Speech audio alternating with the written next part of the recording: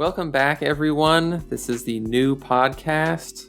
As you can probably tell by the name, we now have official government sponsoring. We have a huge studio, a big team. We have a lot of people working for us now. We have big famous guests on the near horizon. That will probably be when we finish the new studio that we're working on. And again, as you can probably infer from the title, we will be discussing conspiracies. Mostly wacky conspiracies, not, serious nerd emoji type conspiracies. And the government is paying us to do this because, we'll make fun of them, we'll make them seem silly, and then people will stop believing them. Now, we will be using code names. That's for our own safety. For this episode, I will be Poison Truck, and this is my co-host, Steel Goose. I am Steel Goose. Steel Goose was the producer and editor of the last podcast, which we're pivoting away from that because of the government sponsorship, obviously. And a bit later on, we'll discuss sort of what went wrong with that project. I'll get into that a little bit more. Laziness. No, no, it's a lot bigger than that. It's going to go deep. Now, the first thing we're going to talk about here is Tartaria. Well, hold on. Maybe we should give some context as to our government sponsorship. I think that would be good. Like what we wanted to do initially. Yeah. Well, we were contacted by the government. They wanted us to head up a new, podcasting division. Obviously, they would be, folding in, NPR and, the Joe Rogan Experience. So those are kind of sister podcasts. We wanted to kind of do a geek podcast, covered in like Funko Pops and, posters and comics and stuff. Talk about the latest Black Panther movies, Doctor Strange, stuff like that. They said no. They kind of wanted us to sort of be the antithesis of the Joe Rogan Experience, and they wanted us to talk about conspiracy theories, but not in the way where we have Alex Jones on, kind of just revealing everything. They wanted us to debunk them a bit. So it's unfortunate that we couldn't, do cool superhero stuff, but our bosses are jerks. So yeah, he was like this old guy. He's like smoking. He's very like creepy and like skeletal looking, and he did not want to hear about the Marvel. He smokes cigars and cigarettes at the same time. He has one in each hand. I don't understand it, but he says it's for the taste. And I don't like talking to him, so we're not gonna go back and pitch the whole Marvel podcast thing. We're just gonna do our job, get paid, maybe do the Marvel thing on the side. We're moving on to Tartaria. Okay. Now, you don't know much about Tartaria, and you don't know much about history, because the history you've learned, it turns out, is completely fake. What I've learned, okay. what the Tartaria people believe, the believers in Tartaria, is that every government and organization in the world is working together to cover up the real history of civilization. The Roman Empire, fake. Hitler, fake. Well, they did not happen how you think they happened. Here's what really happened. The world was run by a vast Russian empire. At the time, of course, they were known as the Tartarians. And the Tartarians had very advanced technology. We have yet to catch up with them, in fact. They were that advanced. Well, hold on. We have, however, managed to recreate tartar sauce. So that's one thing down. This is a minor relic of the sort of stuff they had back then. It's a pretty good relic, though. It's great, but again, this is just like a tiny cast-off of their civilization. Who knows what other sauces they could have that we haven't managed to do yet.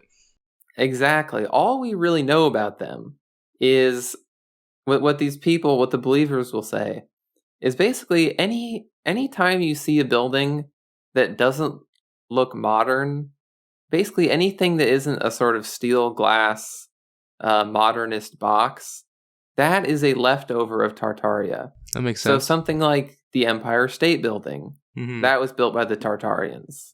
Wasn't that built in like the 20s or something? No, it was not. No, it was not. It was built a few hundred years ago. Okay. The White House, the Washington Monument, the Great Wall of China. These were all built by the same people, the Tartarians. The Tartarians came before the Chinese. Is that what you're saying? Well, I'll talk about China a little bit more later, but it'd be more accurate to say that the Chinese weren't really up to too much. They were just kind of lazing about. They weren't even doing that fireworks stuff yet. That was Tartarian magic. People who weren't Tartarians were more like, they were like simple sort of barbarians. So the explanation for why, this massive technologically advanced empire was suddenly wiped off the face of the earth was that there was a mud flood, where there was a huge wave of mud that basically covered all of society and just wiped everything out. The whole earth, from America to China, just one big mudslide. I couldn't really find much of an explanation for how this happened or why there was a mud flood. Probably a divine act from God as punishment. It's possible. I mean, maybe they do think it is sort of a Tower of Babel type scenario. I bet if you asked them, they probably would give you something like that. Unfortunately, we do not have a Tartarian guest this episode, so you're going to have to rely on my research here. Some things escaped the mud flood. We have the Empire State Building, for instance. Right. And some things remained. There used to be more things. But what happened was the powers that be, which is essentially everyone, and every power in the world, they started all these fake wars like World War II, World War I, the Napoleonic Wars, and so on. These were created so that armies could go around and blow up the remains of Tartaria. So all of the bombing campaigns in World War II were not really about, getting after Hitler and Nazis or, whatever your history teacher explained to you. It's about wiping out the remnants of this Russian global empire. Now, can I ask why? What would be the point of doing that? The why is very interesting. You won't really see much discussion about the why in Tartaria circles, Tartaria videos. Just the how and the where and the when. You're going to get a lot of how. You're going to get a lot of, people posting pictures of buildings from the 19th century and discussing, how they couldn't have been built today. But you're not really going to get, a why. So don't worry so much about the why.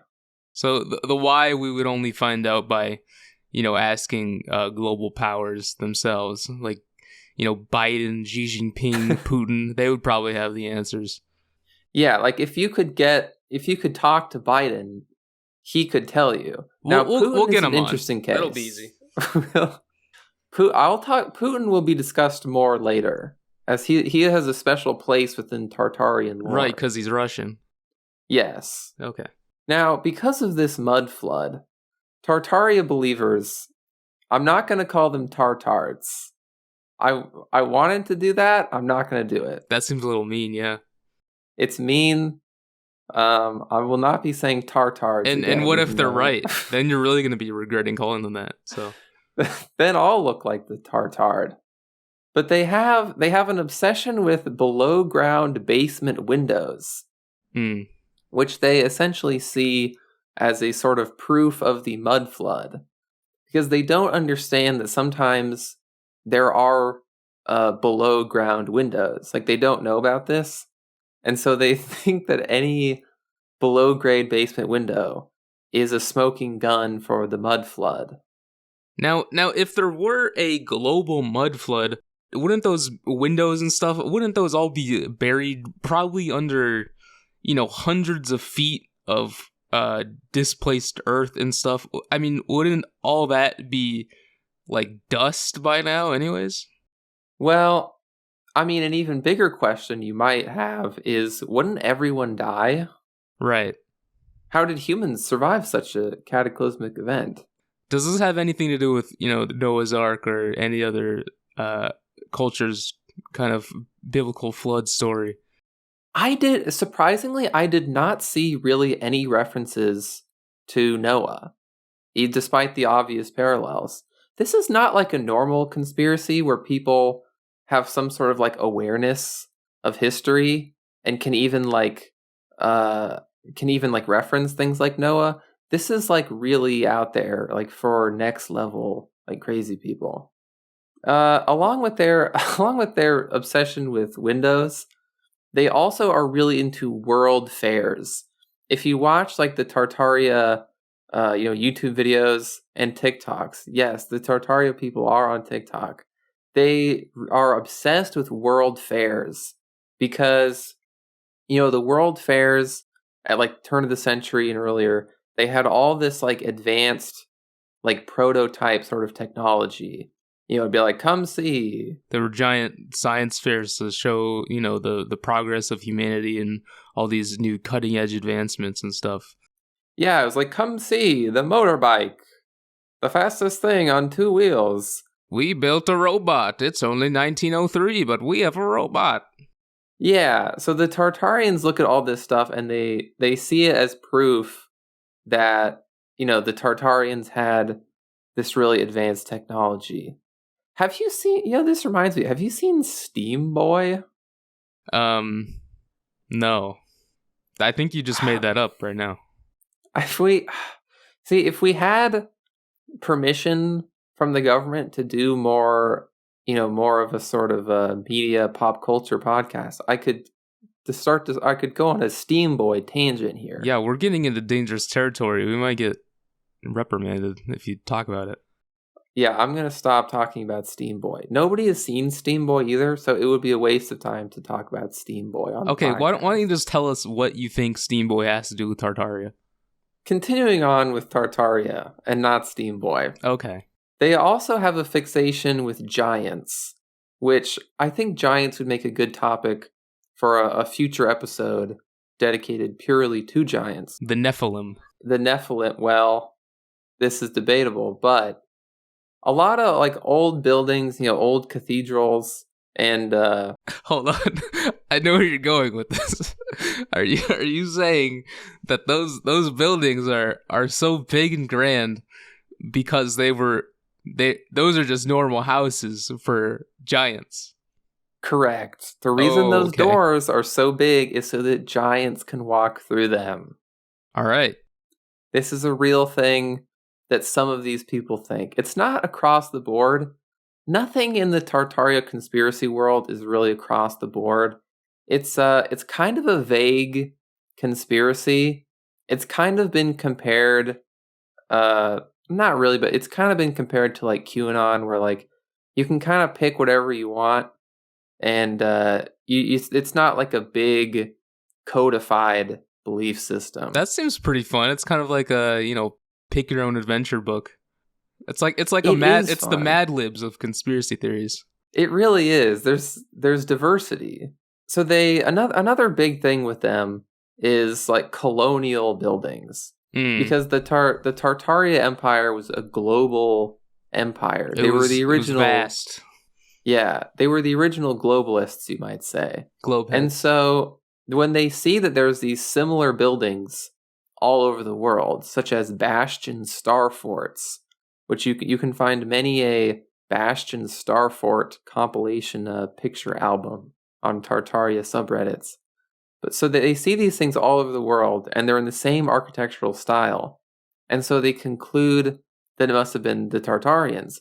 But what they don't know, their level of historical knowledge is so low that they don't know about colonialism. So they don't know that like British people used to own all these parts of the world, and they just built the same forts everywhere. Right. They were all old, brick-made buildings in the 1700s. They were all British, so they all look the same. Yes, they don't know about the British Empire, so they have created the Tartarian Empire out of thin air. Seems like a pretty big oversight, but whatever. Oh, there's a lot of big oversights. Those are sort of the areas of interest I wanted to discuss right off the bat. But then in my in-depth research, I found Van Man. Van Man. Van Man is the company I saw advertised the most on Tartaria related websites. So basically websites that had articles about Tartaria also had Van Man advertisements. And I think this really illustrates how Tartaria is a very low-level conspiracy. It is not mainstream, and it is not for people who are even somewhat reasonable. Van Man has products such as Van Man's Miracle Tooth Powder. Oh. And yes. And their website says, quote, "Get in, we're taking down big toothpaste." I hate big toothpaste. Crest, Colgate, we're coming for you. Van Man's got my back. Van Man? The Van Man Instagram has a lot of posts about Ukraine, which is funny to me because just imagine if you went to a dentist and you're in the chair and then suddenly they just started talking about Ukraine. They have that TV mounted on the wall, and it's just Ukraine war footage 24/7. Yeah. And they're like, "Yeah, I mean, you probably have a cavity. We're gonna have to take this out." Don't worry, we got Van Man's tooth powder. It's like, huh? You think Putin is really in the wrong? All right, time for the anesthesia. I would not like that personally. Their website says that they quote. Or that they quote, "sell soulful remedies that speak beyond the confines of analytics, studies, and science." And science is in quotations. So not approved by the FDA in any way, shape, or form. No, it is not. Okay. They are going beyond. This is beyond science. So this is like a metaphysical toothpaste, essentially. You don't even have to buy it. If you just imagine it, it's already there. It's already applied onto your teeth. I really wanted to call them and talk to them on this episode, but we couldn't work it out. Now who's Van Man owned by? Is there a Van Man? I assume so. They do not appear to be owned by some sort of larger company. I mean, who would buy them? And so maybe the owner is trying to keep anonymous, either because he is a schizoid libertarian who lives somewhere in the Appalachians, or it is run by the government, our bosses, and we should stop talking about it. Or it is literally run by a guy who lives in a van. That is the most that's the most likely. I think that is the most likely thing. Which also, I mean, obviously it'd be hard for the listeners to understand this, but your episode codename, Iron Goose, is very much based on your personality. I'm Steel Goose. Excuse me, I'm Steel Goose. Oh, Steel Goose. Steel Goose is very representative of you as a person. I don't see how, but okay. I won't elaborate, and I'm going to continue with Tartaria. All right, go ahead. Other big evidences of Tartaria include something that happened a couple years ago, where Putin gave a map to Mintimer Shamiev, who at the time was the president of Tatarstan. Now, Tatarstan is a real place that is part of the Russian Federation, which is Russia. Now, this is a huge thing in the Tartaria community because the map, which was like a sort of historical artifact, an old-timey parchment, yellowed and frayed. Yes, it was like Nicolas Cage, what's that movie? National Treasure. Yes. It looks like the Constitution, but older. Yes, and it said Tartar on it. Whoa. Yeah. Now, the reason it said Tartar on it is because it was from the 16th century, and back then, people in the West actually did refer to Russia as Tartar, and they called people like Tartarians, which is where the term actually comes from, is it used to be used by people in the West to refer to all these people. So this is this map gifting is a very big symbolic thing. And Tartaria believers believe that Putin will at some point reveal everything about the covered up history of Tartaria. Everything will be made clear eventually. Now, this was years ago, so it's not exactly clear to me why Putin hasn't done this already. He might be too busy with other things at the moment. The war. Whoa. Poison truck. Does the war in Ukraine have anything to do with Tartaria?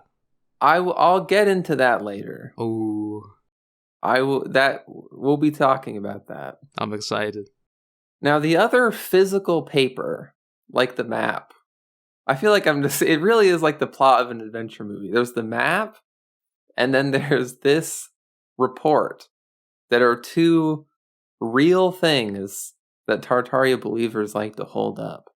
There is a declassified CIA report, our managers essentially. Yeah. And it is called National Cultural Development Under Communism. It was written in 1957.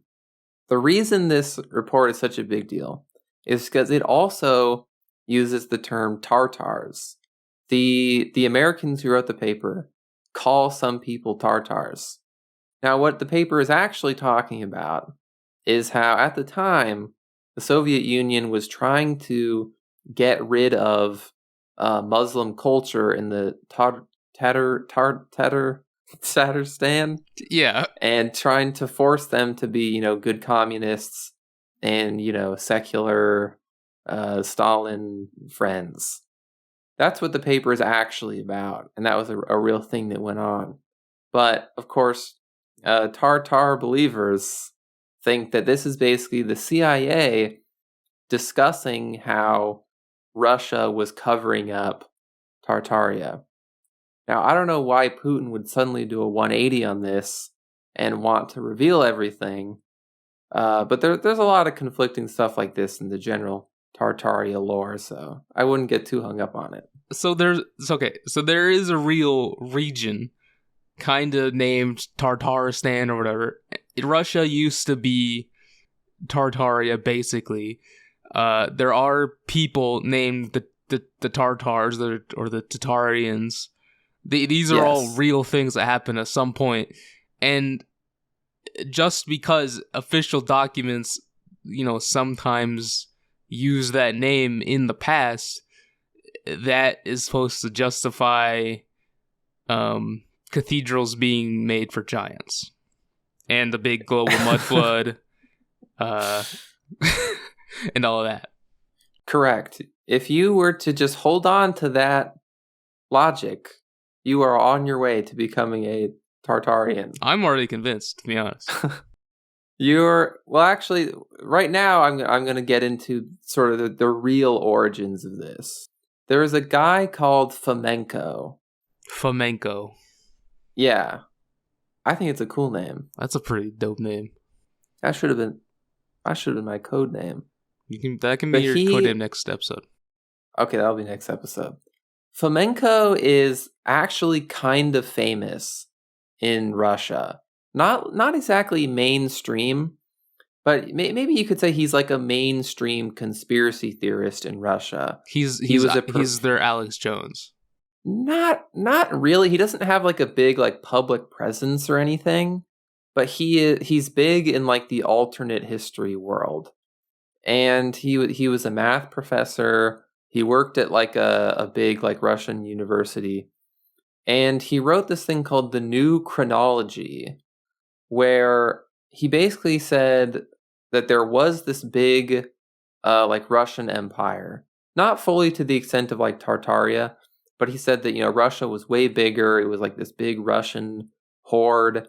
And he says that Genghis Khan was a white Russian man, and that basically all the Mongol Empire was Russian. And so it gets weirder than that, actually, like like weirder than Tartaria somehow. He says that ancient Greece, Rome, and Egypt, basically all ancient history, that actually happened in the Middle Ages, or what we think of as the Middle Ages. So like 1000 to like 1500, that was when that happened. That seems a bit too late for ancient Greece. And then he says, before that, we don't know anything that happened. Because of the Library of Alexandria, which contains more information than the Library of Congress by tenfold. They had the true records of Tartaria, right? Well, he would say that the Library of Alexandria was in like medieval Europe in like the 14th century. But they couldn't even read back then. He hasn't. You're asking too many questions here. Okay, I'm sorry. That would require more reasonable. I have to be more open-minded if I want to be a true Tartar. If you want to even like grasp this, you have to like suspend belief. I mean, I'm already on board with the whole giants living in cathedrals thing. So go ahead. This episode of State-Sponsored Conspiracy Podcast is brought to you by the CIA. The CIA is the nation's first line of defense. They accomplish what others cannot accomplish and go where others cannot go. They give U.S. leaders the intelligence they need to keep our country safe. As the world's premier foreign intelligence agency, the work we do at CIA is vital to U.S. national security. We collect and analyze foreign intelligence and conduct covert action. U.S. policymakers, including the President of the United States, make policy decisions informed by the information we provide. Right now on CIA.gov, you can get your own declassified document mystery loot crate. The CIA will send you a random, one-of-a-kind, declassified document that has never seen the light of day. Our listeners can use promo code TARTARIA for 15% off. That's promo code TARTARIA. Now that is the end of the ad read they sent me. Alright. I know some of you may not be happy about this sponsor. Maybe you listened to the old podcast, which didn't have a sponsor, wasn't affiliated with the government, but this is the way it's going to be now. I know some of you guys might not like the CIA. You've spent too much time on Reddit and YouTube, and you think they're evil, and you think, oh, okay, MKUltra was bad. It wasn't that bad. You need to stop living in this fantasy land, okay? MKUltra was necessary. It had to be done. There's foreign governments that need to be overthrown. That's just the reality when you're living in the real world. And, you could say, Ted Kaczynski was an MKUltra. Isn't that kind of weird? What was going on there? It's not that weird. Don't worry about it. Just go to CIA.gov, use the promo code, and take advantage of this great deal. Thanks. Now, Chinese and Arab history, he writes, was completely made up by the Catholic Church in the medieval times. True. It is literally Catholic fan fiction. That's pretty impressive. It is. They're excellent like lore writers, like the Jesuit monk scribes, I guess. He's basically like probably the closest like American equivalent to Fomenko and this sort of stuff is like the Hoteps and like Black Israelites. Oh, those guys are great. They are, and they say everyone was black. Shakespeare was black, King George was black, George Washington was black. Fomenko basically says everyone was actually Russian. Even the Chinese. To the extent that the Chinese people even existed, they were just subjects of the Mongols who were, in fact, Russians. All right. And his books are much more popular than Tartaria internet stuff. He sold 1 million copies in Russia. And it's best to think of Tartaria as like the English language spin-off of Fomenko's like new chronology theories. So what do sort of Western Tartarian believers think about this Fomenko guy? I don't think that they're even really aware that Tartaria is like a spin-off of this stuff. Oh, okay.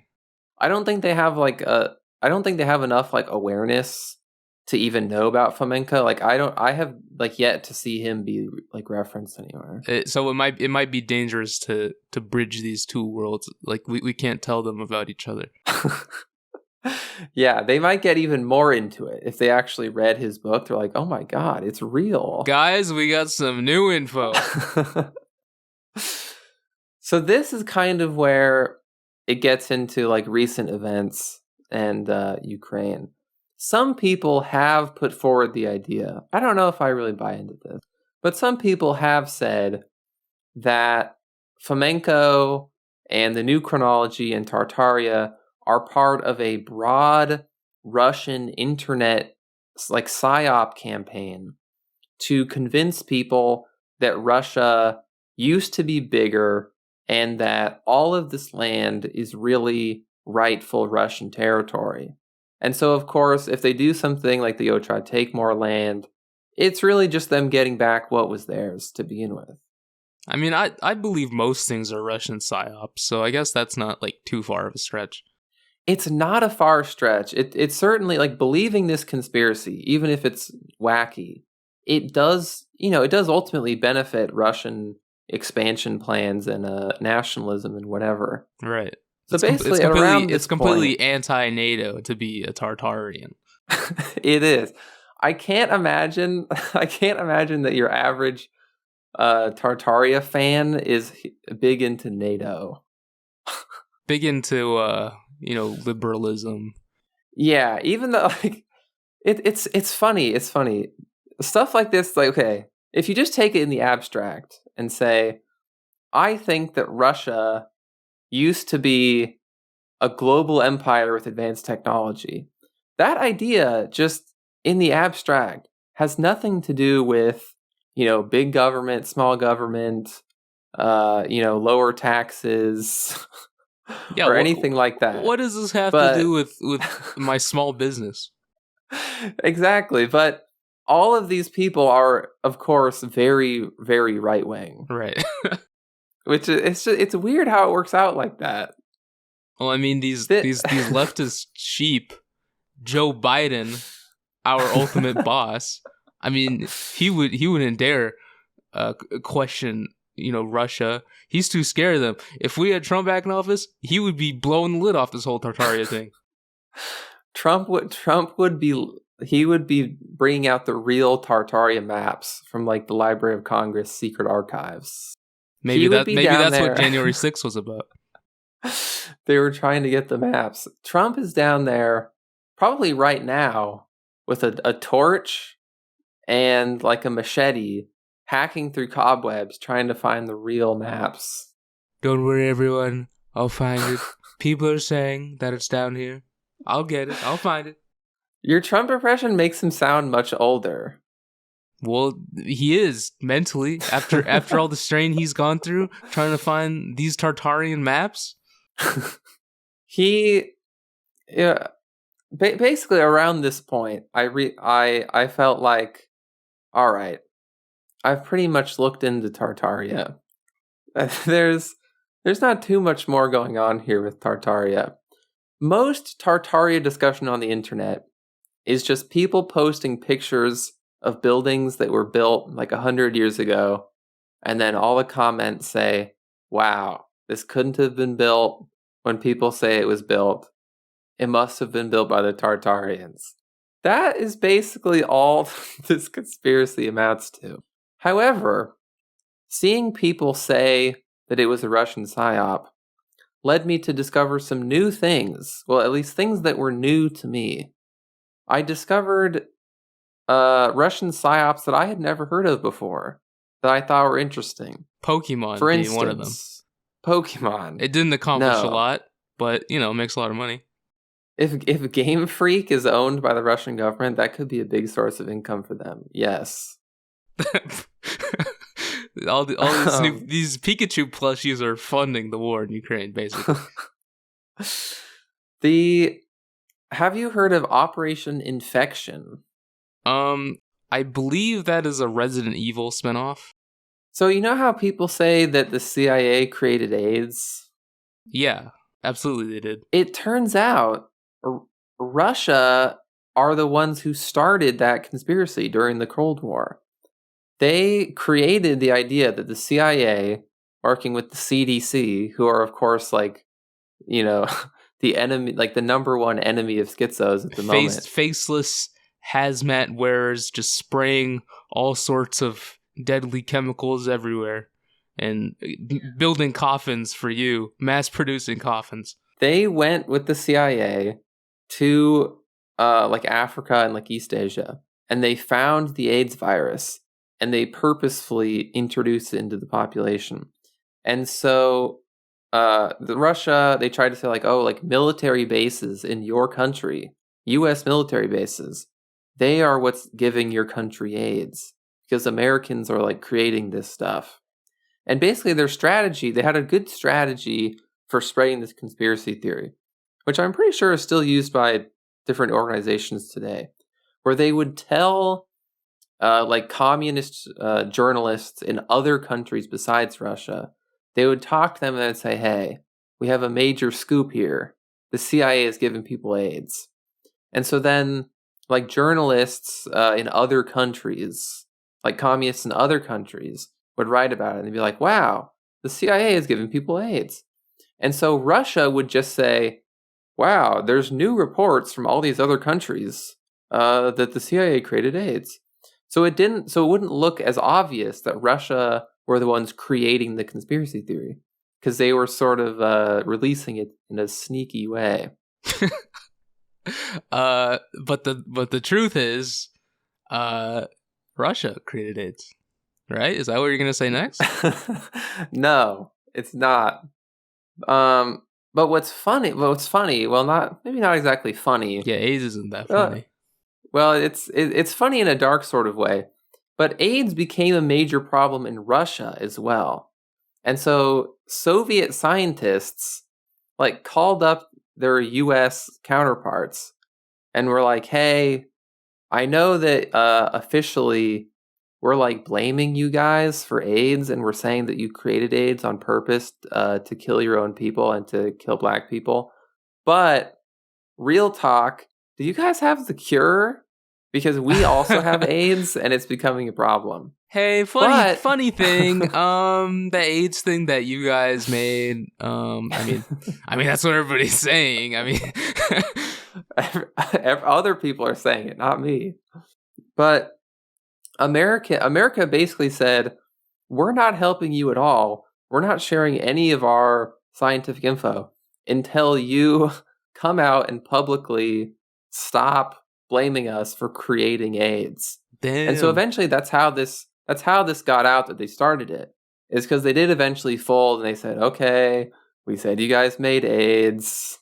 It was the Cold War. It was just a Russian prank gone wrong, gone sexual. Exactly. That's why we basically know about this. And what the thing about this psyop is that it basically worked. There was a study in 2005 by the Rand Corporation and Oregon State, so it balances out. You got some crazy liberals and some crazy conservatives. But basically, the study showed that almost half of all black people think AIDS was man-made. 25% believed AIDS came straight out of a government laboratory, and 12% believed it was created and spread by the CIA. 15% believed that it was a deliberate genocide by the CIA. I have to admit, I was part of all of those percentages. See, that's what I'm saying. It worked. I did not know until now that was a Russian psyop. Yeah, I have never heard this referenced anywhere. I'm sure there are people who know about it. There are like articles about this. But this is still a fairly obscure thing. And, my favorite album, my favorite hip-hop album, Late Registration, has that line, I know the government administer AIDS. I mean, I'm more of a graduation guy, but, whatever. Again, we can't get into this right now because our bosses were strict about, no pop culture. No, they said no nerd culture. Kanye is not part of any sort of culture now. That's true. I think Kanye has officially left pop culture and entered conspiracy schizo culture. He's one of us. He is. So basically, that line on late registration is directly connected to the Soviet Union.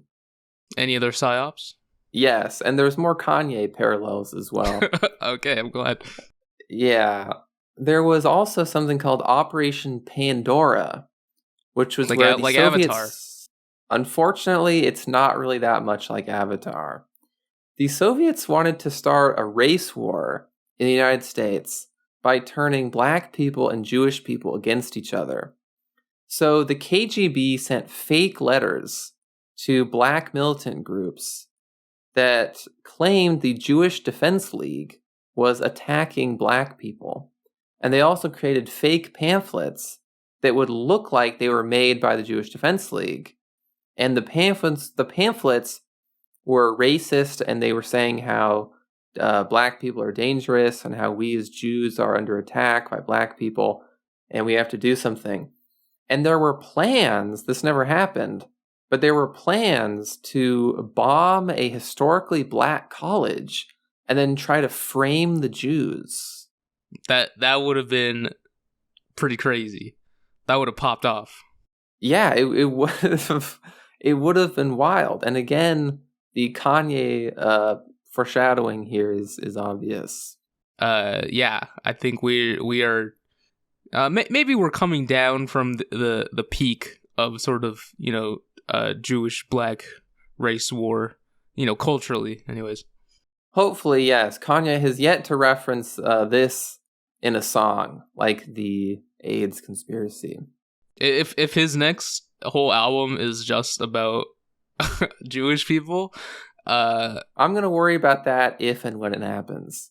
Now, a few of the other conspiracies that they promoted were... I don't think that they were the ones who created these conspiracies, but they did try to push them and spread them. So the idea that fluoride is a form of population control, and that's why it's in the water. Fluoride stare. Yeah, the Soviets were pushing that. And so that's why we have things like Van Man today that sells toothpaste without fluoride in fluoride. It. And they also spread the idea that JFK and MLK were killed by the CIA. Now those two might actually be true. I'm pretty sure those, off the record, those are true. But if our boss is listening, those aren't true. The CIA does not do anything wrong. They are protecting our country. Correct. And the thing is, this is a comedy podcast. So we joke around. It was jokes. It was just jokes, boss. Keep smoking your cigar and cigarette at the same time. We joke around. Now, the other thing I read that was pretty funny, Russian agents who lived in America during the Cold War and blended in as Americans, there were so many Russian psyops, and they were spread so far and wide that the Russian agents themselves would end up getting affected by them. So they would report back to their Soviet bosses, and they would end up spreading their own psyops. So they would tell their boss, "Hey, I just got word that fluoride is for population control." And they'd have to be told no, we made that up. That's not real. So they were psyoping themselves. They were going so crazy with the psyops.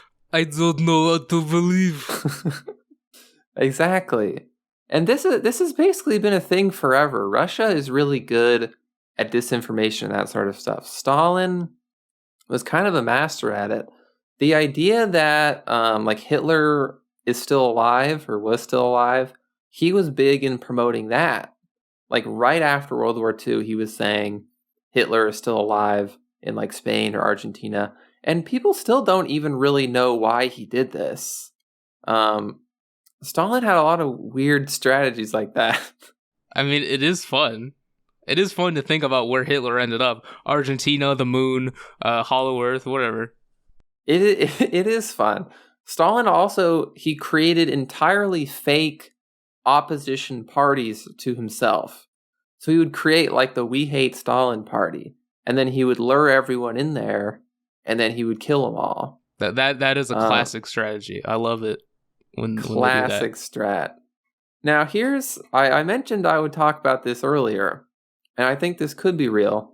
Is it possible that the previous podcast we had was the victim of a Russian psyop campaign, and that's why it wasn't as popular as it should have been? No. Okay, I disagree, but I won't force the issue. People who write about Tartaria, well, the Tartaria conspiracy in a meta sort of way, like we're doing. I read a lot of stuff that basically tried to connect this conspiracy to broader points, and they would say things like, well, the reason this conspiracy is a thing is because people no longer have faith in public institutions. Public institutions in the government, they don't have grand visions for public works anymore. The government just isn't really into doing that. And so when people see big buildings, they think there's no way America could have done this. It must have been some distant, technologically advanced empire. Now, I kind of see what they're getting at, but I really think this is extrapolating a pretty big point from a handful of schizos, which is something Yeah. I think you should avoid doing that sort of thing when you're, analyzing America or the internet or whatever.